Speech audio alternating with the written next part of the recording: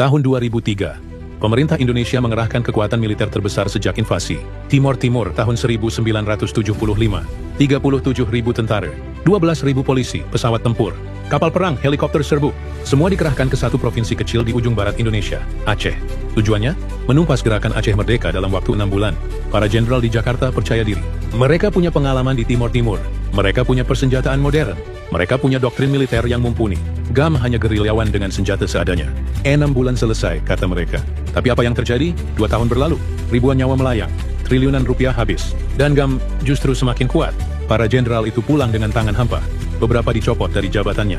Beberapa lainnya diam-diam mengakui mereka tidak pernah bisa mengalahkan gerilyawan Aceh. Hari ini saya akan membongkar kisah yang tidak pernah diceritakan dalam buku sejarah resmi TNI. Kisah tentang operasi militer yang gagal. Kisah tentang strategi kontra-insurgensi yang blunder. Dan kisah tentang para jenderal Jawa yang diam-diam takut sama gerilyawan Aceh. Bukan takut dalam arti lari dari medan tempur, tapi takut karena mereka sadar. Di hutan Aceh, mereka berhadapan dengan musuh yang tidak bisa dikalahkan dengan senjata canggih.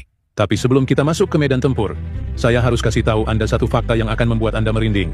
Tahukah Anda bahwa senjata yang digunakan gerilyawan GAM untuk melawan TNI, sebagian besar dibeli secara gelap dari oknum TNI sendiri? Tahun 2000, Polda Metro Jaya menggerebek sebuah rumah mewah di Jakarta. Mereka menemukan sesuatu yang mencengangkan. Bukti transaksi penjualan senjata TNI kepada GAM senilai 3 miliar rupiah. 3 miliar, uang yang sangat besar di masa itu. Pertanyaannya, siapa di balik ini? Apakah ini murni kejahatan oknum? Ataupun ada permainan yang lebih besar? Seorang sumber menyebutkan, penjualan senjata ini bukan sekadar bisnis. Ini adalah strategi mengontrol kekuatan GAM. Dengan menjual senjata kelas 2, mereka berharap GAM tidak akan mencari senjata ke luar negeri. Dengan memantau siapa pembelinya, mereka bisa melacak jaringan GAM. Tapi strategi itu bumerang. Senjata-senjata itu justru digunakan untuk melawan mereka sendiri. Dalam berbagai operasi, TNI sering menemukan senjata-senjata yang ternyata berasal dari pabrikan yang sama dengan yang digunakan TNI. Bahkan nomor serinya hilang, dihapus dengan sengaja agar tidak terlacak. Ini adalah dosa yang tidak pernah diungkap ke publik. Bahwa perang di Aceh, dalam beberapa hal, adalah perang saudara dengan senjata yang sama. Tapi itu hanya satu dari sekian banyak fakta mengejutkan yang akan saya ungkap di video ini. Kita akan membahas. Pertama, bagaimana operasi militer yang dirancang oleh jenderal-jenderal terbaik TNI justru memperkuat GAM. Kedua, strategi pagar betis yang gagal total dan menewaskan ribuan warga sipil. Ketiga, tragedi-tragedi kemanusiaan yang hingga hari ini belum diadili.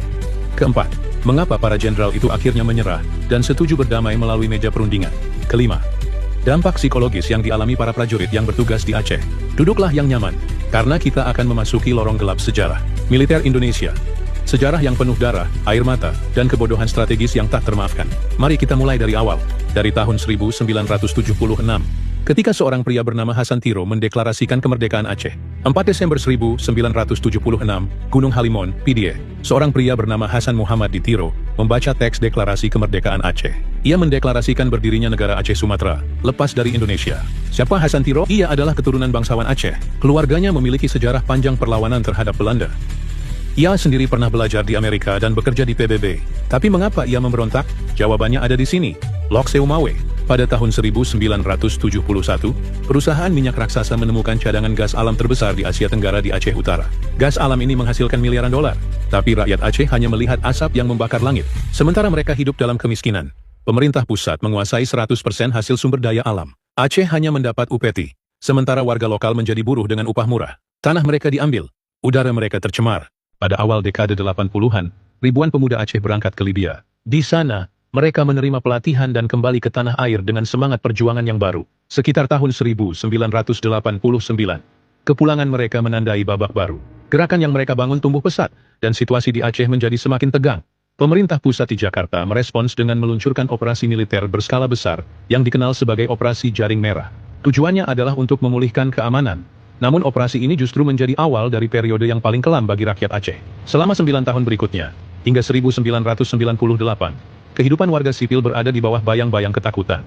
Rasa aman hilang, dan ketidakpastian menyelimuti desa-desa. Banyak keluarga terpaksa berpisah dengan orang-orang yang mereka cintai dalam kondisi yang tragis. Data resmi mencatat ribuan kasus pelanggaran hak asasi manusia, termasuk kehilangan paksa dan perlakuan tidak manusiawi. Namun banyak yang percaya bahwa angka sesungguhnya jauh lebih besar, meninggalkan luka yang tak terhitung, dan kisah yang tak tercatat. Salah satu simbol penderitaan di masa itu adalah sebuah tempat di PDIE yang dikenal sebagai Rumah Godong.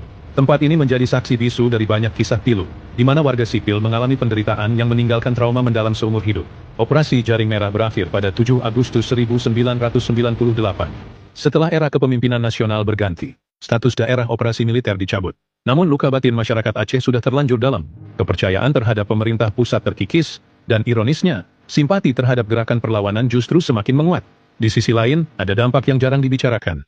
Luka batin para prajurit muda yang bertugas, berrealisasi ke medan konflik dengan doktrin bahwa mereka sedang menghadapi musuh negara. Namun di lapangan, kenyataan seringkali lebih rumit. Mereka menyaksikan langsung dampak mengerikan dari konflik terhadap warga sipil. Para prajurit muda ini dihadapkan pada situasi yang menguji hati nurani mereka, menyebabkan apa yang disebut sebagai luka moral, atau moral injury. Banyak veteran yang kembali dari Aceh membawa beban psikologis yang berat. Mereka berjuang melawan mimpi buruk dan sulit untuk kembali hidup normal. Ini adalah pengingat bahwa dalam sebuah konflik, tidak ada pemenang yang sesungguhnya. Semua pihak menanggung luka dengan cara mereka masing-masing.